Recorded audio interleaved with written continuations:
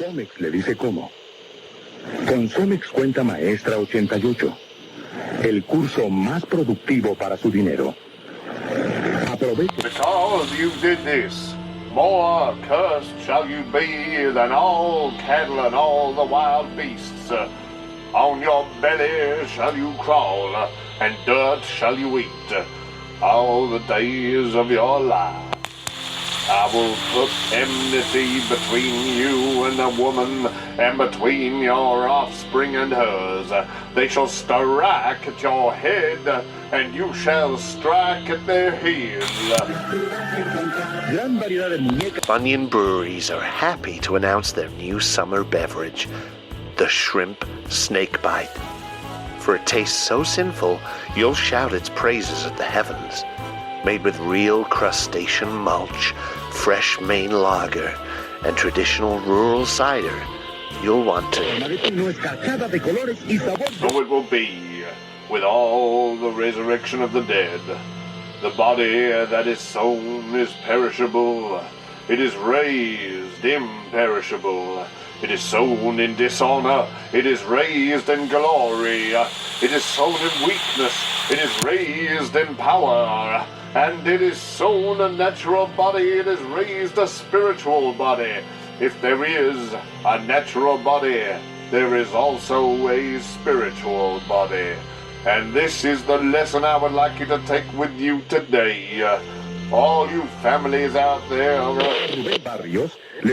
perfectly paired with Bunyan's cuttlefish crackling, what summer could be complete without a savory taste of the sea's bounty? Balatas especiales en cualquier fricción, tamaño y forma. Atención especial a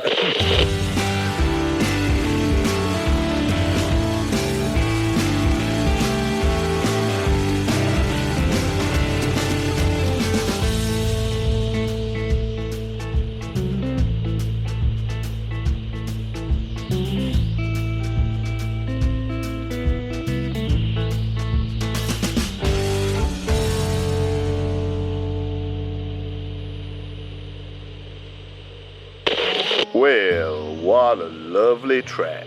And for those of you just joining us, my name's Cody Mike, and I'm afraid I can't be with you in person today due to technical issues or family duties. Lasai. Either way, not to worry. Me and the puppies will be seeing you again very soon. And I've curated quite the mix of superb tracks to keep you going on that long, dusty desert road in my absence. So, here we go.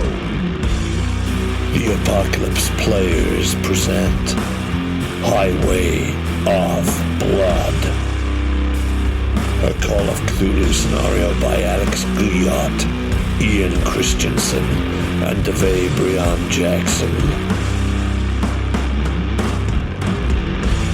With Dan Wheeler as Quincy J. Lafitte, Dominic Allen as Edward Ed Mooney, Joseph Chance as Beverley Jack Carstairs, and Danann McAleer as the Keeper of Arcane Law.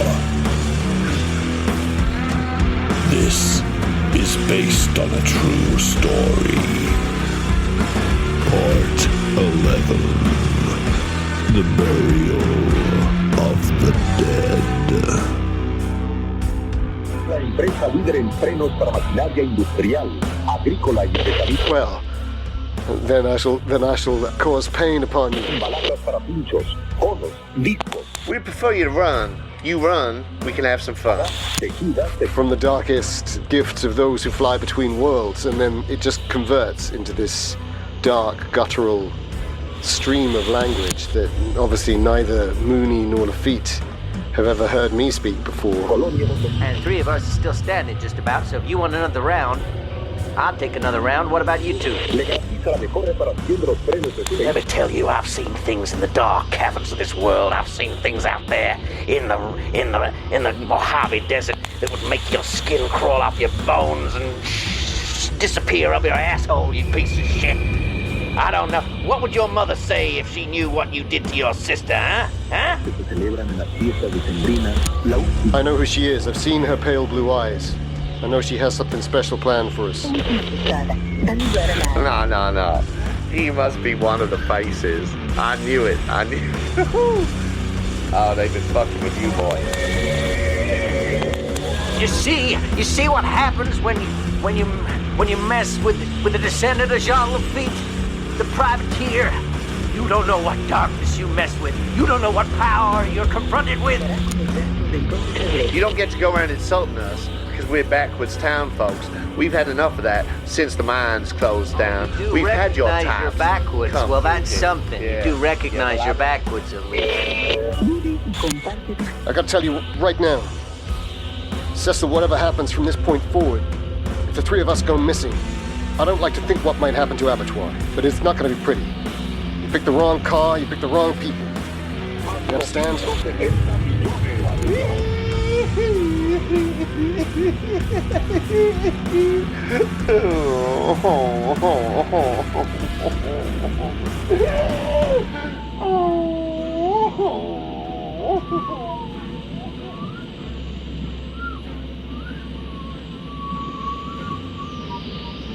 You all are obviously in the darkness of unconsciousness, but there's sort of flittering images as you sort of sink in.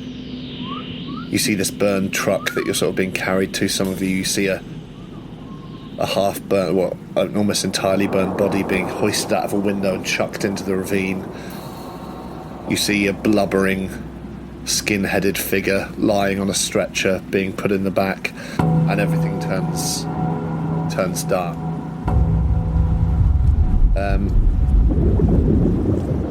And Jack, you find yourself, as you wake up, you realise you've been wandering for quite a while, actually. And it's a relief, because it's wet, it's humid, and sort of cold and dark. You can feel these sort of leaves brushing against your face. You're walking through a wood, you're walking through a forest. So you must have somehow gotten some distance away. Got away. And you're talking with Carrington again, as you often do. I don't know if there's anything you're asking him in particular as you sort of walk along with him beside you, his voice, his presence beside you. Are they pine trees? Are they... Oh, yes. Some of these are pine trees. Some are firs. You were never much of a lumberjack. But you liked the chopping, didn't you? I like to swing an axe. Oh, that's right. You had that in you on the field, I remember.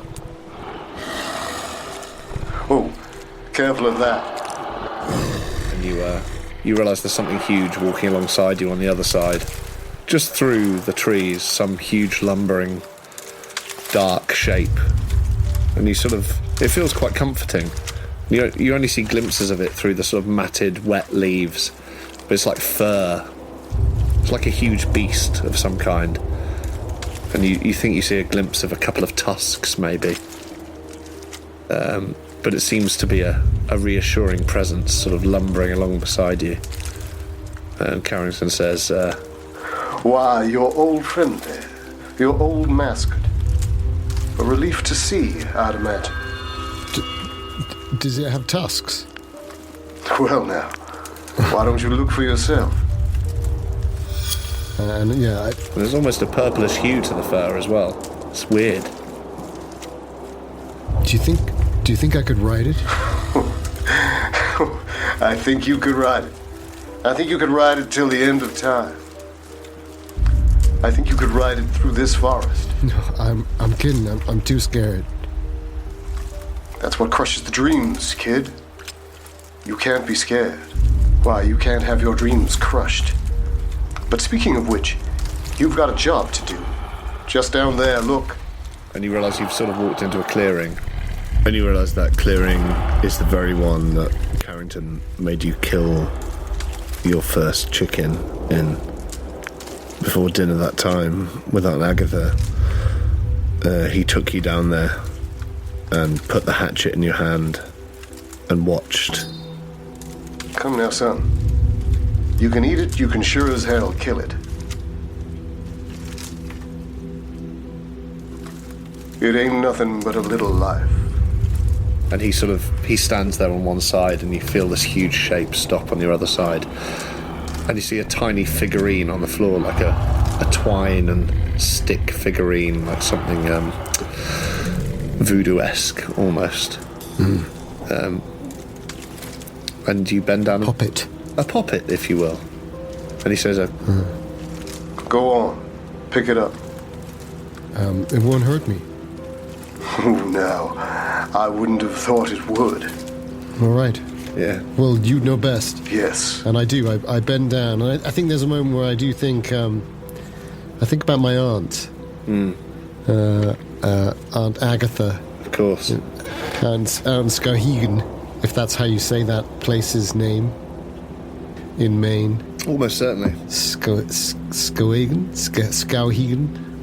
Saskatchewan. That's Mattawamkeag. And you do laugh in that way. You probably did as a kid all the time, because you can't get the name of the place right. And, it's funny. But certainly, obviously, in your later years, more recently, you've really learned the importance of, the words and what they can really represent on a deeper level. And I don't think she'd like me doing this. I think, maybe even I even say it out loud. Well, I don't think Aunt Agatha would like me doing this. But I pick it up anyway. Aunt Agatha ain't here. And, well, I won't tell a soul. And I turn and I look over my shoulder and I say, you know what? I'm real glad to see you. Yes, me too, kid. Me too. And I pick it up and I say, tusks up. Tusks up. And you see an exhalation of this sort of like mist of breath from the huge beast that's just through the trunks to your left. This tusked beast. And as you hold the poppet up in front of you, you see it's got sort of this crudely fashioned but quite detailed aviator's hat and goggles on. It looks like a sort of an old air fighter pilot. And he says, Go on now, kid. Crush it. Got to get past that fear. Really? Oh, really? Really? And I grin like a psychotic. And I crush it. And your eyes turn blue and you crush this small figure.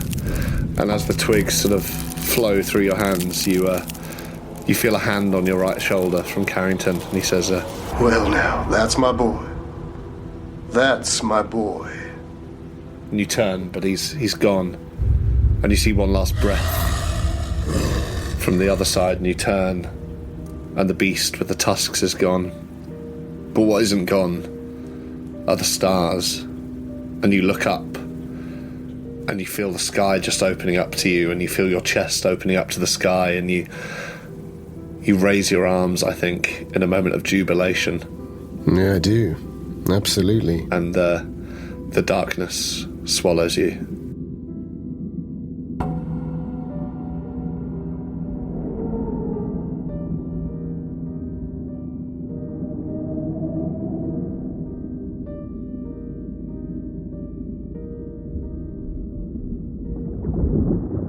Now, Mooney, you find yourself stepping through this unstable ground, and you know where you are. You're in that old mine, right?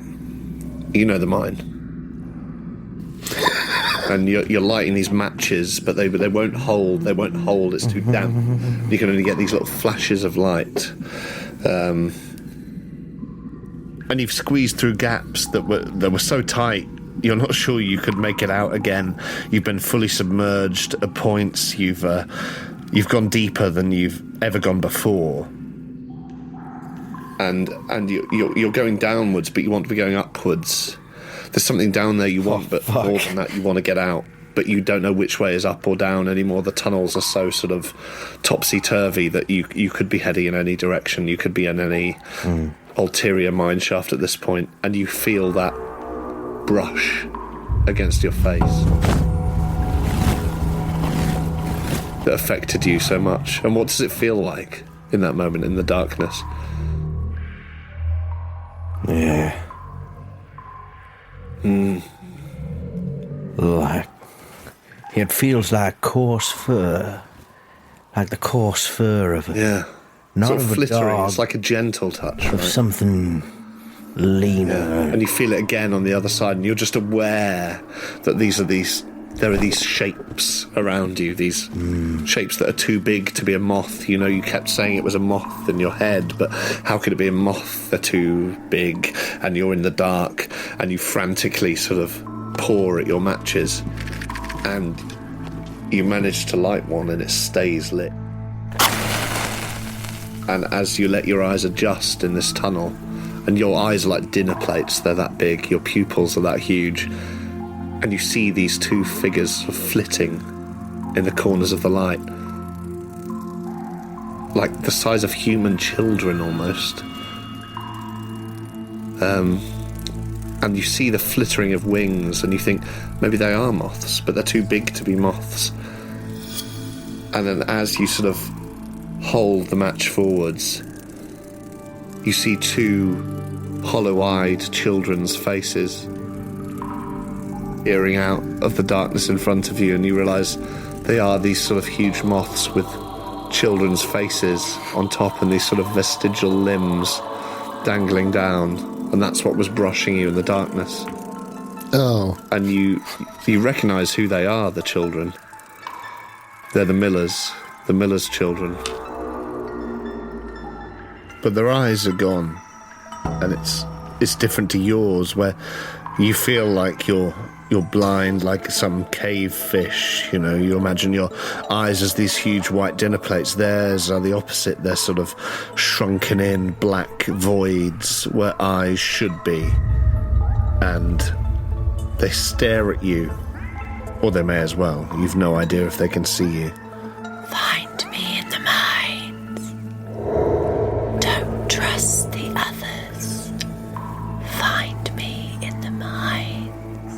And they beckon for you deeper into the mines, and they sort of flitter in and out of the light. These sort of, the heads are slightly too big for the bodies, but the wings are big enough that they make up for it. These sort of furred wings with dust, and you realise that's what was beating at your face in the darkness, and the match somehow stays lit. And do you follow them deeper? I think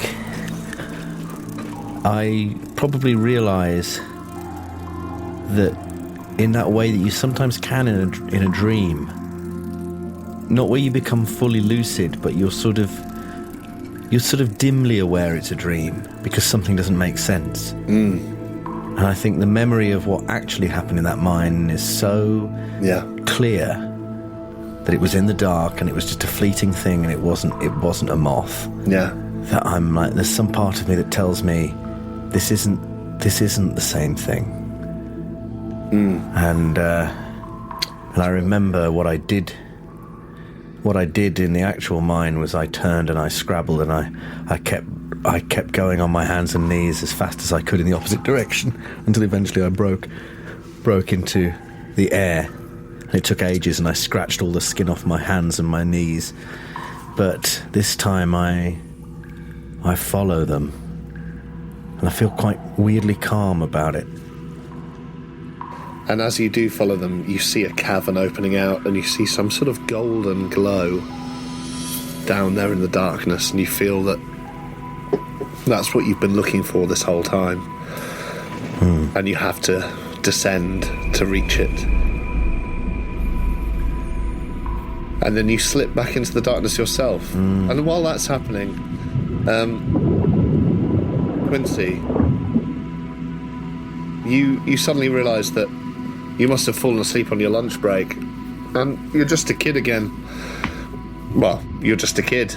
There's no again about it. And you trot around and you pick up your shovel. And you see your Uncle Romeo there. Uncle Francis? Yeah. And he's mucking out the tiger's cage, and he says, "Hey, get on over here, help."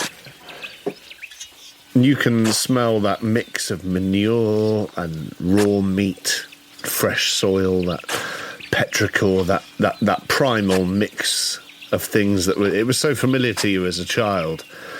And he's shoveling away, and you get stuck in yourself. How does he talk again? He talks pretty much like how I do, but maybe even more so. That's what I thought. That's what I thought, yeah.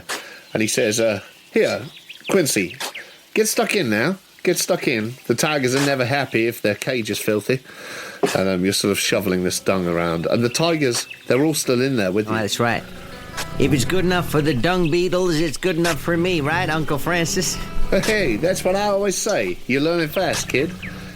But the tigers, they're all still in the cage with you. They've not been sectioned off. And they're all just sort of circling around the two of you. And they're not, like, aggressive, but they look, like, curious. And he says, so, I haven't introduced you, have I? This one here, that's Hallie. Oh, she's quite the firebrand. I'll say hello, Hallie. And the tiger sort of nods her head. He says, this one here's Sam. And he goes around and he basically introduces you to all of these tigers. And he says, now, come on now. Keep digging. And you seem to be this huge mound of, literal shit that it seems to be impossible to clear. And he says, now, this won't do at all. Now, I brought you here because you said you would help. You going to help me? I'm trying my best, Uncle Francis. Yeah. Well, I ain't as strong as you. You need to try a bit harder. We got visitors arriving. Soon. Here, take my shovel as well. Now, I'm going to go let these nice paying customers in. This better be clear by the time I get back, all right? All right. Don't like to be mean, but you got to learn. No, of course. I'll clear it up. You can trust me, Uncle Francis. Good. And he locks the enclosure behind him, and he walks off. And you're just there shoveling away, and the tigers are sort of circling you. And one of them says, so, Quincy, how'd you end up working here? Fuck. I turn around slowly and drop the shovels and back up against the cage. And never heard a tiger speak before, no? No, I never heard a tiger speak before, sir. You suddenly realise they all have massive grins, and they're all circling, but their faces are constantly facing you. Even when they turn their backs on you, their heads stay facing you, and they're sort of weaving between each other. He says, well, I don't know, Hallie. No. He has never heard a tiger speak before. Well, some people haven't, Sam. Some people have never heard a tiger speak. What about you, Thomas? Oh, I've heard plenty of tigers speak, but that's me, I'm a tiger. And they're all circling around you, and they're just sort of talking very sort of plainly. You speak to my uncle as well? Oh, yeah, we speak to Romeo. What do you call him again? Uncle Francis. Uncle Francis, yes. Which one of you was it took his face? Oh. Well, that was old Quetzalcoatl over here. All right. Hey, Quincy. Come out and show yourself now to the boy. Oh, God, maybe not. And this, what you thought was undergrowth starts to move, and it's like it is a tiger, but it's made up of the plant matter, the sort of foliage around the edge of its cage. Its head seems to be wreathed with these sort of leaves, and when it opens its mouth in a sort of huge yawn, all you see is this plant sap sort of dribbling down its chin, and it doesn't say anything, but it slowly pads towards you, and you hear the tiger sort of going, well, Uncle Romeo's been a while. Perhaps we should eat. Perhaps we should. Now, you wouldn't begrudge us a little bite now, would you, boy? Would you, boy? Now listen, I can get you some food. I know where the key is to the ice room. I can find you some fresh meat or whatever it is you need. Oh, fresh meat. What do you think about that, Quetzalcoatl? And he just, again, this huge one, just padding around, green and mossy. And the others are sort of circling more excitedly around him now. And they say, oh, God. You better run, boy. You better run or we're going to get you. If you don't run, we can't get version you. of the herb garden. Down there, into the den. You might get away. What do you say? And they're between you and the door. And they sort of start circling you closer and closer. And looking back, all you can see is their sort of that sort of hollow, fake sort of rock outcropping that they give them as like a little den. But you think you see something glinting in the mud in there. And you have nothing on you. Maybe it's a key. Yeah. And you suddenly think maybe it's a key. And they're taunting you.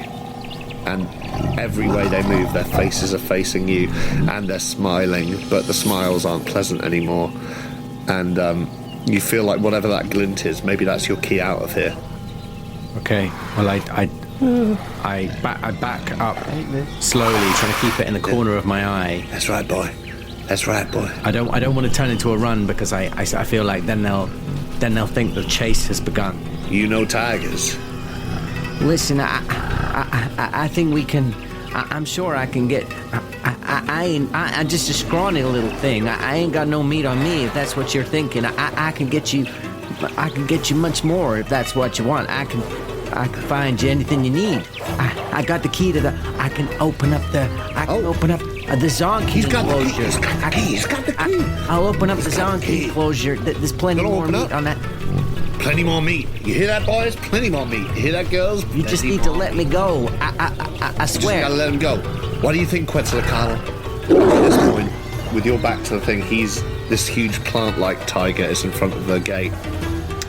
And he sort of opens his mouth as if to say something like the others. But his lips just peel back. And he turns inside out. And inside, all it is spiders and locusts and scorpions, and he just falls into this mass of insects moving towards you amongst the tigers. Fucking hell. Well, I make a dash for this little glinting. All you can think about is that shining thing, and you start digging at the soil.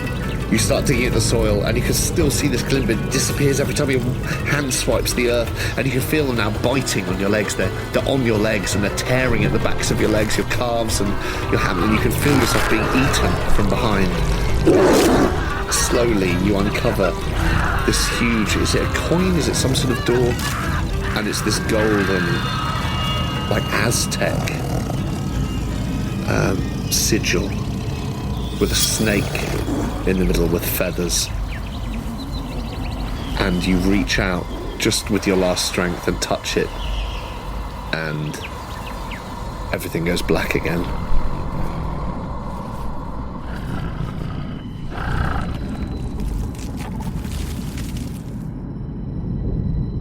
And then you all wake up. So, firstly, Quincy and Jack, you sort of come round, you feel buffeted slightly, and you're still feeling very dazed. And there's this horrible smell, this sort of... It's like sewage or offal, or you can't quite tell what it is, but you feel yourselves being thrown down on this sort of cold tiled floor, and the sound of this gate being slammed behind you. And you look up and you can see sort of bars, and you see some of these sort of shapes of these figures. Maybe one or two of them you recognise from earlier vaguely, but it's too dark really to tell. And you've got stuff in your eyes, and it really just stinks of like piss and shit and blood. And there's barely any light. There's a tiny little window up to your left, and looking around, you seem to be in this little cell together, this barred cell, and just outside the rest of the room it's very narrow, but there's like outside the bars there's a sink and a little broken mirror and like everything, and through the door it's too dark, you can't really see anything through there. And you can tell there's another cell just to your right through another set of bars, and there's a sort of slumped figure in the corner. And you hear, just as they're leaving, you hear one of them go, "Oh shit. He He's only done himself. Look, now who let him... You searched him, no? Did you search him? And they start, like, hitting each other in the doorway, these sort of two hillbillies, and you're sort of slightly too dazed still to really figure out what's going on. He goes, look at him, he's done himself in. The Reverend's gonna be done. He's gonna be furious. We're fucked. And they sort of open the cell next to you, and you can tell the dark shape was a body, and they sort of start dragging it out by its feet, and you can see that there's a handgun in the body's hands and a hole through its head, so it looks like whoever was in the cell has managed to get a gun and kill themselves. And he says, well, that's one miller down. Rest still to go, I suppose. That's on you. And they drag the body into the adjoining room, into the darkness, and sort of say, get some rest. And you sort of pass slightly back into unconsciousness again, although you get the impression you're waking up gradually. Meanwhile, Ed Mooney, weird one for you.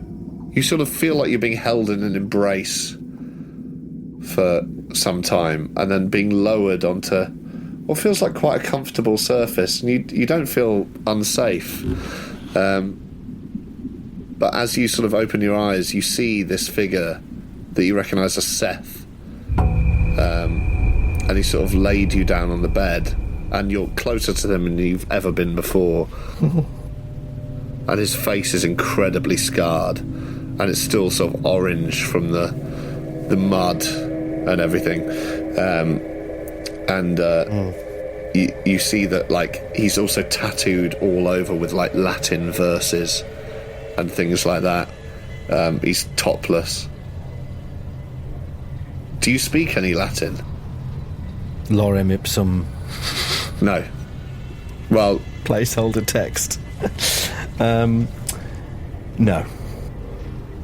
You do see across his chest, in red lettering, it says, Sepentia et mors, I am non cescidit, regis concessa fuit alqua tenuit tenebris. And then you sort of... He seems to leave. And, as you sort of start gradually coming to your senses, you're not sure how much time has passed, but you know you're lying on a sort of... I don't know, it doesn't feel uncomfortable, but you're lying very still, and you feel like your arms and legs, you're not really able to move them, but you don't feel the pain that you did before. And you look around, and you seem to be in... It's very surreal, because you almost seem to be in a sort of... the room of a scholar, or something like that. It seems very well-to-do, like sort of wood panelling and that sort of thing. And there's a very pleasant smell in the air, unlike for the other two. Do you want to do me a sort of a spot hidden or a listen or anything as you're sort of trying to claw your senses back into... I could do a combined. Just roll and see which one I pass. I'm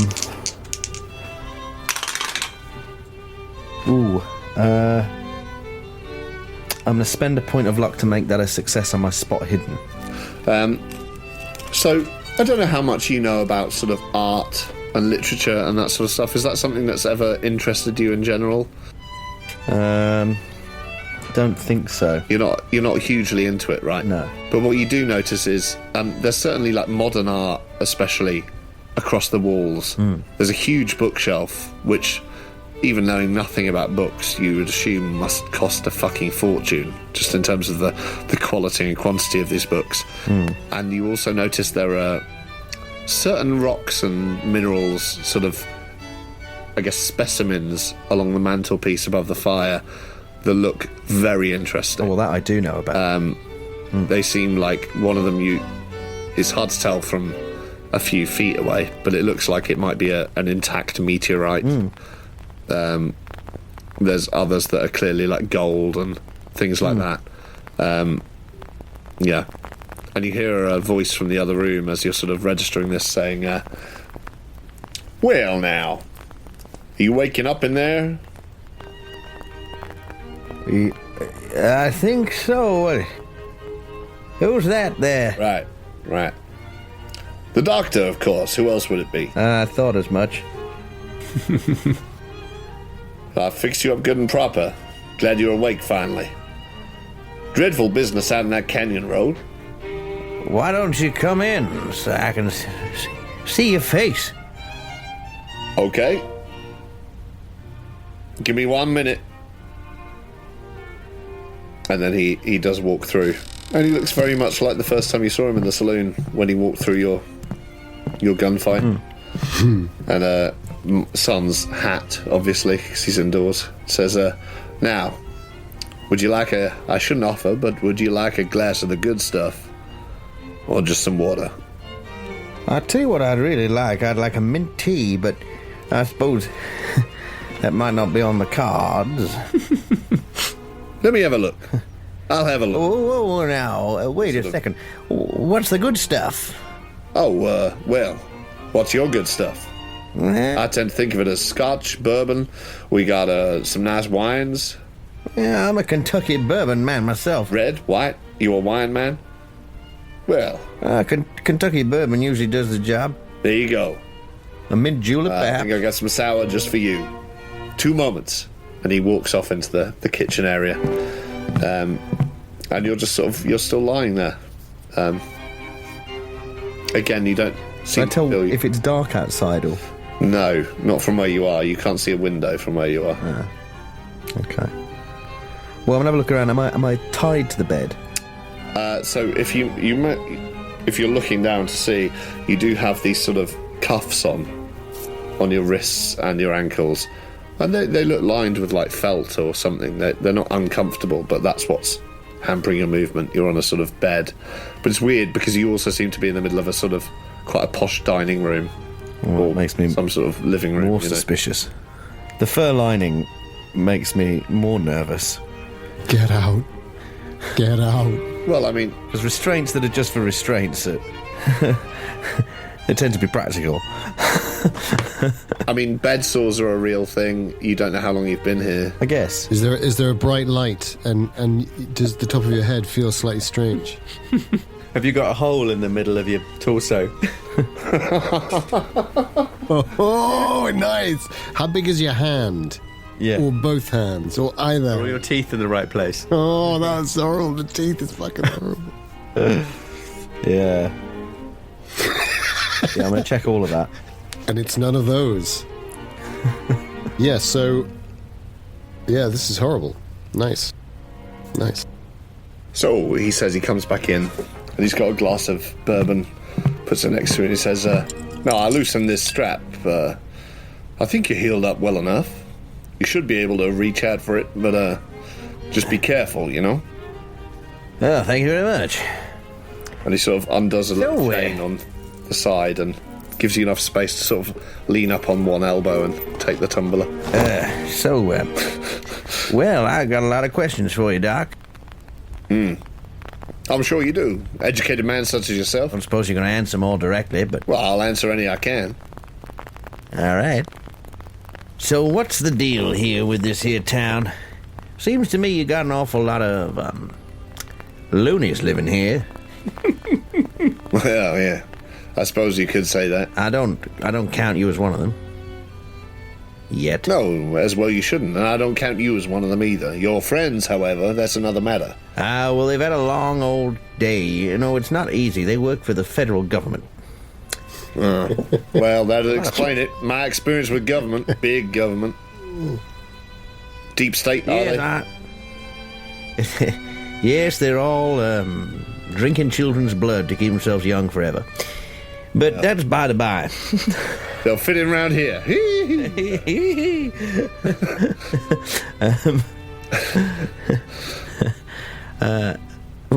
So, no, ask me some questions. What was it we wanted to know?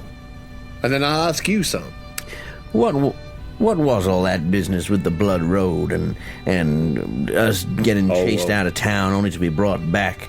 Is local tradition. They like to scare outsiders. I wouldn't put anything by it. If you hadn't jumped from your car, I imagine you'd be fine. They just like to scare people out of town. They get jumpy. You all jumped from your car willy-nilly, broke your damn back here. It's taken me long enough to get that fixed up. I see.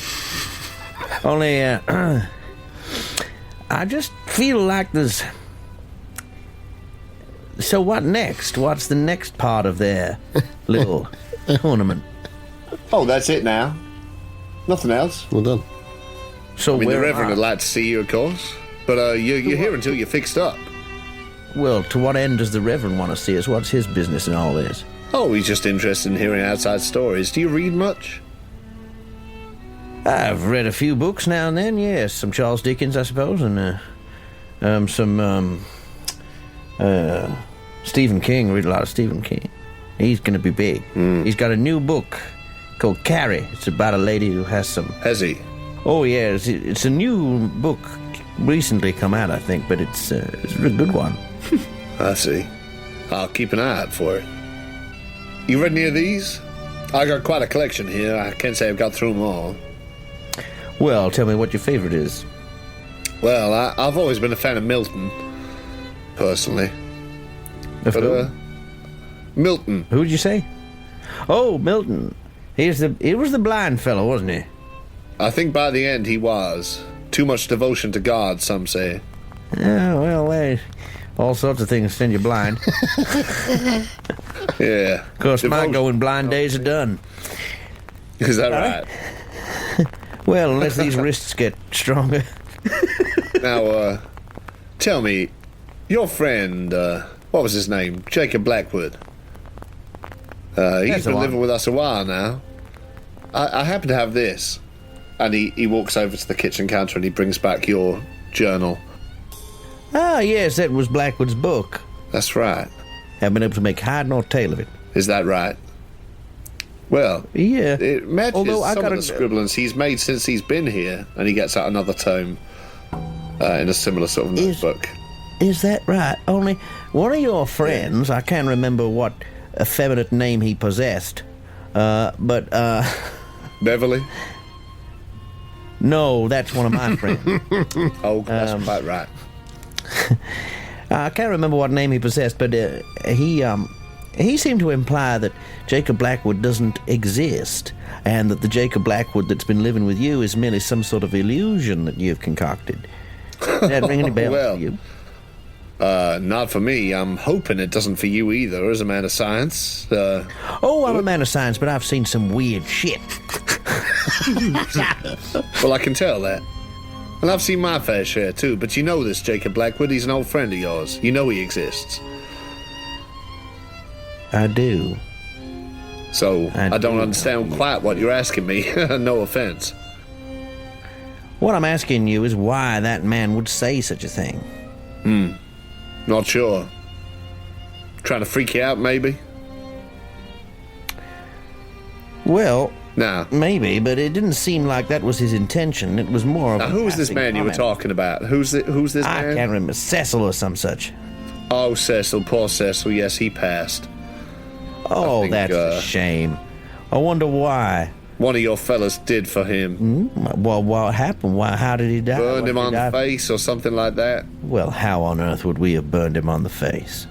Well, I don't know. You causing quite a ruckus out there, and there seemed to be a scrap between the lot of you. Well, I mean, a punch and a kick and a maybe getting shot, possibly, but I don't see how we managed to burn someone's face. It happens out here. I ain't no bothered about that. What I'm bothered about is these symbols. Now, can you have a look at this book you brought with you? And here's this book that Jacob was working on when he first arrived here many years ago. Mm-hmm. Can you see the similarities? And he starts flicking through the pages. And you do see that, like, a lot of the symbols that you couldn't decipher in the original book seem to be mirrored, but with sort of additions, as it were, branching off.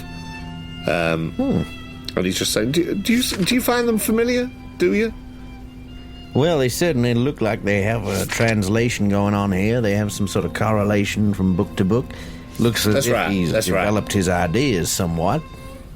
That's right. What those ideas are, I can't make sense of. And trust me, well, that's what I'm trying to find out. 20 years reading that book every day, and I still can't work it out. Well, that's the thing with poetry, isn't it? So if you got some ideas, I'd love to hear it. Huh? Poetry, literature, sometimes it's in the eye of the beholder, and all it takes is the right eye to see with. I suppose you're right. And do you I don't have the right suppose you or any of your friends have any other special books of interest with you? Things that might help me decipher this code here. Not that I know of. I tried to purchase a book in the Thunderbird Cafe, or whatever it was called, but... Oh, John Thunder, yeah. Yeah, I seem to have offended him. I slighted him somehow. I still don't really know how. That fellow will take slights from anyone. Yeah, he's like a 9-year-old boy. He's only 9, we gotta remember that. One of my colleagues purchased a book, but it seemed to be some sort of Michelin I Spy cryptid book. I don't think it was a very serious tome. I see. And now, you wouldn't have seen a book around these parts, or come across a book in the towns around here. De Vermis Mysterious. Well, that was the book I was interested in purchasing. But it was not for sale. In fact, it was taken off display and then never mentioned again. In Thunderbird Gifts. Gifts, that's it. Not a cafe. I do get confused. I see. And he immediately disappears from the room. Hey, I wouldn't mind a top-up, sir. I thought I had more questions. I feel like you're the one who asked me the questions that time. When you say he immediately disappears from the room... Oh, I mean he walks out of the room. Okay.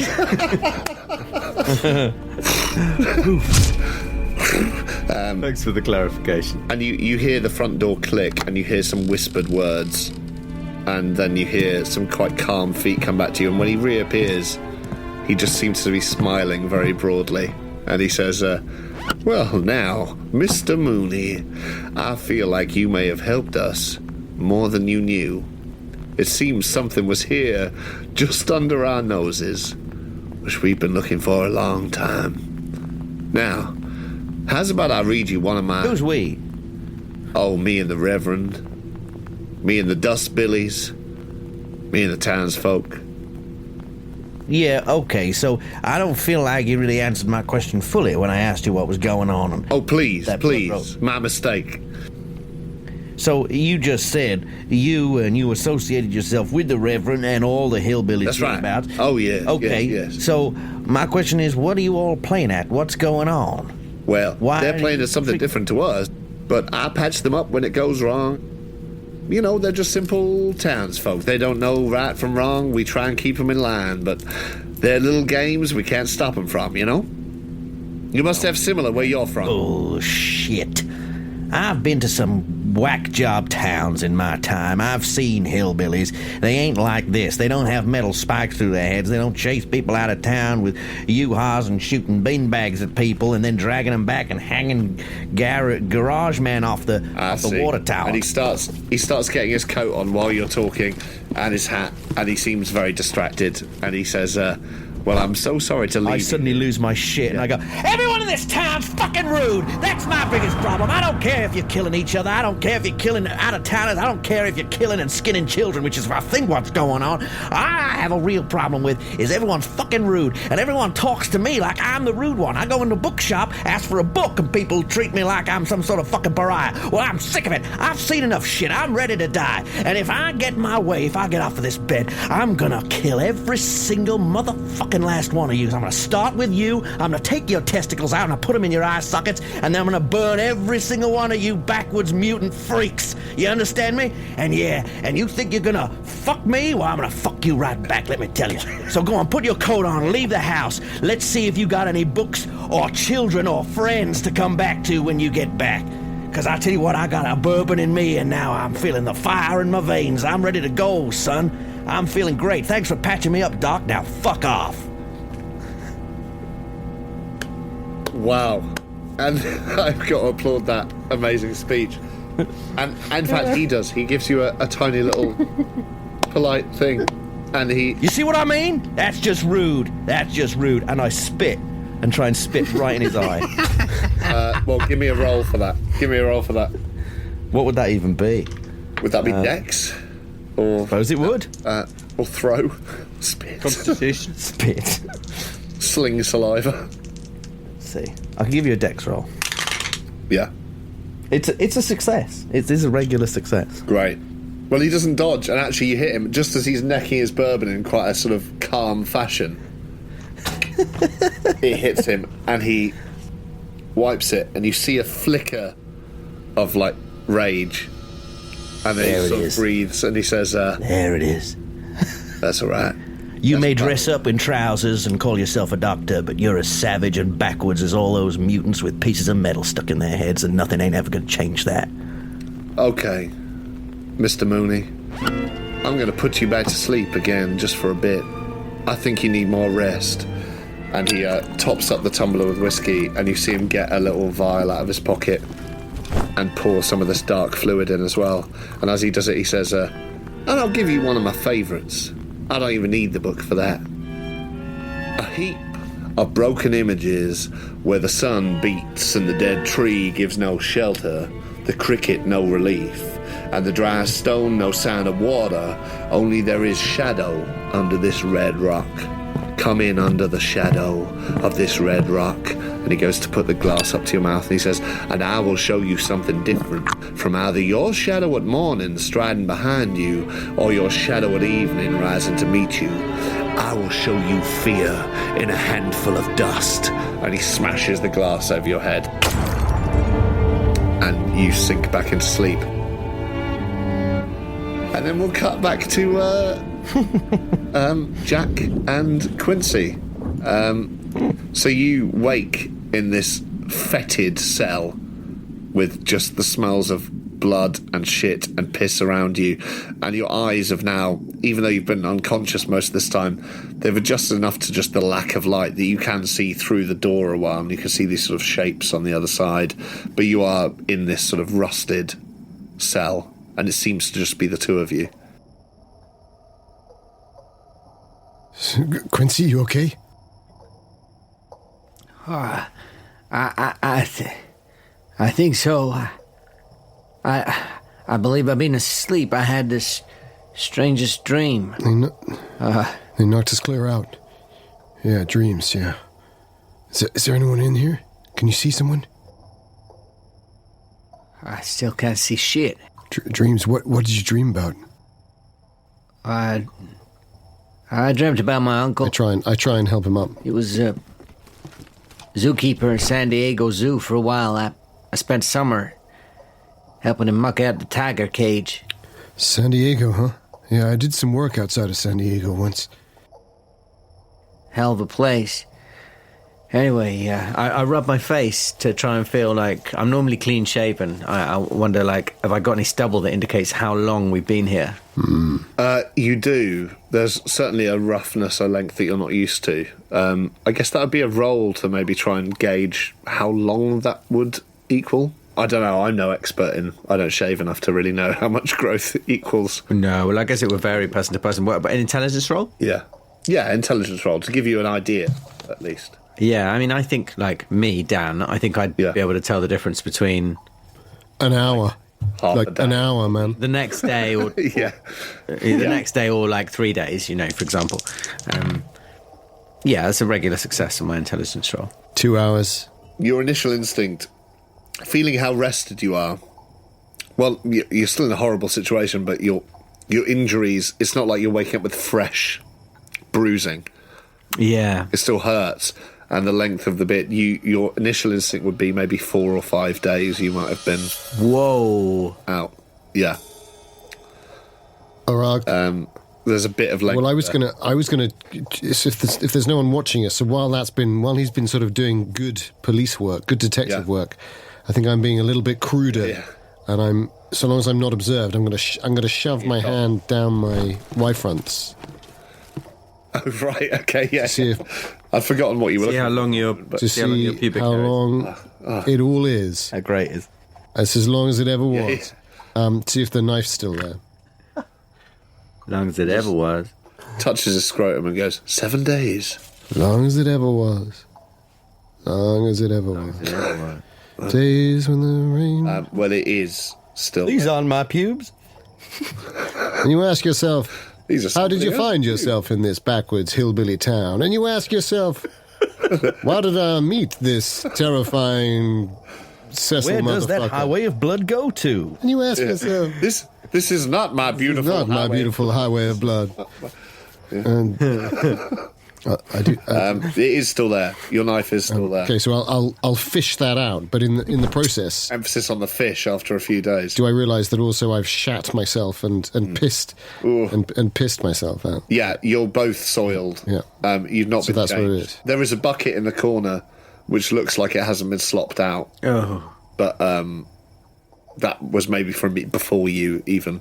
Well, I'll fish it out. You seem to have just been chucked in this cell. I'll fish it out and I'll head over to the door. Right, stinks in here. Yeah. So, you any good with locks? Let me have a think about that. No. No, reflecting on my skill set, I believe I am not any good at that. Have I still got the rock up my sleeve? Have I shake my arm? Does it drop down into my hand? Was it just up your sleeve? Yeah. Could you give me like a hard luck roll, maybe? Because I feel like that might have fallen out in unconsciousness, but it might not have done if it was tough. Well, you're in luck. I don't know what's happened to my dice tonight. Don't question but it. My luck is 14. I've rolled. So you shake it, and actually maybe the reason is it comes out and it's slightly caked in dried blood from stuck you, to the shirt yourself. Yeah. So maybe it was just stuck to your skin and the shirt, to the cloth, but you managed to get it out. So you've got this little thing. and presumably 2 cigarettes. As far as you know, 2 cigarettes you're and a in one single little match cell. fall out as well, Danann, right? Oh yeah, and a nail file. And No, I wasn't. No, I was just asking for a fact. I was just asking for a cigarette. That was all. no. No, but Yeah, obviously, no, I'm sure they do. I'll Well, shut in up. fact, they might. They may well. No, I'll shut Tucked up. into the I'll shut workbench. But as far as you both are aware in this moment, just to let you know, you're in one barred cell. There seems to be another one adjoining that you remember now seeing a body dragged out of, and someone mentioning, well, one of the millers is someone who looked like they'd shot themselves. And they were sort of fighting over who'd let that happen. No, horrified. There's just a That broken doesn't mirror feel at like a sink. dream. It's all very grimy, and then just an open door. But there's no one there now, so you can hear. It's hard to tell. You can hear sort of echoing footsteps and drips, and it's very hard to tell what might be close and what might be just the other side of the door. So I guess you're being quite tentative, maybe, in your communication. That's my suggestion. Very much so. Very much so. Yeah, exactly. I'll let you sort of take in that environment and. But I think see if there's. while I've taken that environment in, I'm focusing in a panic of the horror of it all. Yeah. On the door, and I say, "You want to give me a hand with this?" Yeah, I'll come and take a look at it. And I sort of feel my way. No. I just want to force it. Let's just force it. Yeah, that's what I mean. Sorry. But I sort of find my way around the perimeter of the cell, just sort of feeling the bars. Yeah. Mainly because my eyes are so bad, especially in the dark. But I think it's exactly what he needs, and he realizes to engage rationally is a good idea. So he does the same. He imitates you, basically. And then we both end up, I guess, at the lock. I say, wow, what we got here? Do you think we can? Think this is the kind of lock? We got to try and find Ed. We got to try it. I don't know. How old do you reckon this is? It's got to be at least 20, 30 years old. Wait, is that something on the wall over there? Is that something you could reach? Well, give me a luck roll. Well, both of you actually. I mean, I'm disinclined to roll my luck again because I just rolled a 0-4 on it before. That's true. I'm not going to. I know it was for a different thing. It's a professional player's. I might as well. It's a roll professional player's response, isn't it? I like it. It's very strong. It's very strong. trustworthy players. You can give me. Mine's a heavy fail, by the way. A listen or a spot hidden. In general. Well, my eyes are so shit. Normally, my spot hidden would be 60, but I'm still working on a penalty die for my. Do you know what? In this instance, the lack of glasses won't affect it. Weirdly. Okay. In that case, I will. Well, I'm glad I rolled spot hidden because if I'd rolled that against my listen, it would have been a fumble. Yeah. As it is, it's just a fail. So as you're looking at this lock, you sort of. Sorry. Jack. All I was going to say is I failed my my listen. Right. Yeah. Not to worry. Well, it's the dripping and the echoing sounds along these tiles. It's hard to, like, pinpoint anything. But as you're pointing at the lock, and Quincy, you sort of look up to see, you know, when Jack actually does say, is there anything on the wall or anything, you know, just in case there is anything, you look up, but you don't see anything on the wall, but what you do see is a sort of muffled flash of light, like from a torch or something, and it's through the door, and it seems to be coming in, so you sort of, you maybe get a very quick heads up that someone might be approaching. I'll go back to the wall. Get away from the door. Get away from the door. Someone's coming. Someone's coming. I'm already moving. And I just stand right next to the door, but with my rock in my hand. Right, next to the cell door. In fact, this is like... Yeah, in fact, I kind of lean against the...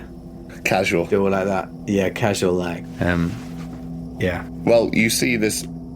Eventually this beam sort of becomes clearer and you do hear some footsteps, and one of these dust billies comes in, and it's not one you've seen before. It's like half his head's been shaved or just fallen out, and the other half is hanging down in these long lank strips. And he's just wearing a dirty grey t-shirt. Riff-raff. That's got like stains down the front and like an old pair of Levi's. Richard O'Brien. And he sort of like shines the light in. He shines it uncomfortably in your eyes for too long, like a sociopath, you know, like he doesn't seem bothered by the fact it's bothering you. And it says, oh, you're up. Okay. And then he, my friend there's is something wrong with him. He's having some kind of fit. I slide down the wall into a squat. I'll get the doc. No. You gotta take a look at him now. He needs a cup of water or something. He doesn't need. I don't know medicine, mister. The doc's only a house away. I'll get him. You ain't got time for that. He'll be dead by the time the doc gets here. What will the doc say? All right, well, what's wrong? I don't know. He's having some kind of fit. I start to shake. He said he had a condition. He said he... Look at him. He said he had a condition. He just needs maybe a cup of water or... come in. You gotta help me. I'm too weak anyway. I can't... Maybe we need to turn him in the recovery position. Something like that. Okay, I'll go get the keys. Just... You stay. Don't let him... Make him bite his finger or something. I heard. All right, I will. And I go to him. Quick as you can. And you see him as he leaves. He does rush out a bit, but you see his torchlight as it goes sort of swings across some hanging things that look like naked human torsos. Oh, heads. Fuck. On meat hooks. Just do we see darkness. That? Yeah. Yeah. Is that? I don't know if that might be a sanity roll. It's bad, isn't it? It's really bad. Certainly bad for you. Well, and potentially you being in a cell with. Yeah. Okay, I'll do my sanity roll. I've passed. I don't know whether that means that I'm fine, but I'll say if you pass, you've seen enough violence that maybe you decide not to take it in. I'll give you a chance at like telling yourself it's pigs or something like that. Jack, how did you do? It's remind me of the fumble rules on sanity. Is it the same? Oh shit! It is the same, isn't it? Same. Is it not? Yeah. Well, 96 or above if it's under. I've rolled a 96, my friends. 100. Maximum sound loss and a bout of madness. Okay. So, I mean, I think that was a D3. Yeah, nice. Yeah, that sounds about right for a dismembered body. And I guess for your bout, let's keep it nice and random. Ooh, I thought it was a 3 again. It's an 8. Fucking hell. Oh, what? It's an 8. Which looks a lot like a 3 on this gold inlay on the dice. Oh, it's my favourite one. Physical hysterics or emotional outbursts. Yeah. Incapacitation from crying, laughing, screaming, etc. Of course it is. And I guess I'll roll for rounds if that's... Yeah. I think... 4 rounds. 4 rounds. So I'm doing this kind of bad acting of a fit, and I sort of stop and I look up and and then I look up at You see him sort of chase out and see the light spill over these. Yeah. And what I think I'm saying to Lafitte is, now we should get to the door, the gate the lock now. But actually what I start to do is just scream at you. I'm sort of and I'm flailing around, and I flail around in the shit, and I flail into the That's perfect. I mean, and I throw it, and I just screaming, and I that up. You don't need to go that far. I think we got him convinced. And then I run towards the gate, and I just start slamming my hands on it, going, oh no! I think you should stay on the floor. Stay on the floor. I think help, please. He seems to have escalated. His condition is growing worse. I'm getting help now. Listen, Jack, you got to stay on the floor. He'll never come back in if you're banging on the bars like that. I climb onto the bars and just kind of like a kind of animal, and I go, tasks up, tasks up, tasks up, 24, 36, hard. And I just dash back to the wall, and I pick up the bucket full of shit, and I go deep, and I throw it like a quarterback. Oh, wow! At the railings at the bars. Amazing. And then I scrabble after it, like I got it, and I grab Lafitte, and I just get hold of him and I go, we're gonna go for it, and I start charging towards the bars with him. Oh wow! Okay, and you do see the sort of light returning, but if you're going for it, do you want to give me a strength roll? Yeah, I'm gonna break through. I'm gonna break through their defense. Yeah, with Lafitte's head. I mean, I'd certainly like to try and stop that. Wriggle free from. He'd like to get out of this, I'm sure. Yeah. That is a 36 on my 75 strength. Wow. God. Well, if it's opposed strength, I'm not even going to bother rolling. My strength is so bad. Well, no, I'm going for the gate, for the strength. I'm not for the door. I'm not particularly. He's carrying you. He's not using you as a battering ram, right? I'm using you because I'm thinking you're going to be my teammate in the ruck. I'm going to try and wriggle free. I have not wriggled free. So you're carried, and the force of you hits this object, and well, you succeeded quite well, right? So I mean, you don't take any damage. It's a hard success. You do go shoulder first. By the way, you have also all recovered some hit points, but I'll let you know about that as soon as it's relevant. I'll let you know what you've recovered. Yeah, sure. But you hit it, and you do feel the hinges sort of move slightly, like they're not new bars. They're sort of rusted and damp and everything, and you feel like, oh, there was some give there. And as you maybe backtrack, you see the torchlight come into the room again, and this guy going, there, I told you, fit and see, he's throwing himself about in the cage. And this, you don't see the full face. I think, unfortunately, I mean, you're still in your... see the full face, sorry. But in this moment, as you back up again, you see this figure with, like, just long white hair move into the sort of the shadow of the doorway, led by this... But I don't think I'm backing up for another go. I think what I'm doing is I mistakenly think it's the end of a play. Oh, so you're properly in it. Not like as in the end of a drive. And I'm like, yeah, we did it, yeah, we did it. And I start sort of showboating. My friend is very sick. You have to come in here and help him. Pumping my chest and doing these kind of big, and I take my shirt off and I go, come on, to the crowd. And I'm in Amherst Stadium. You twist Quincy's head off and just throw it on the ground. Well, I think I'd probably go back to the bucket because I've fixated on the bucket. I do that. I go, whoa, like that, and I go, ah. And I hug Quincy and I lift him up and I kiss him on the face and I give him a big punch. Oh, God, it's like being back in San Diego Zoo. And I go, tusks up, tusks up, tusks up. Tusks up, tusks up. And I'm geeing the crowd up.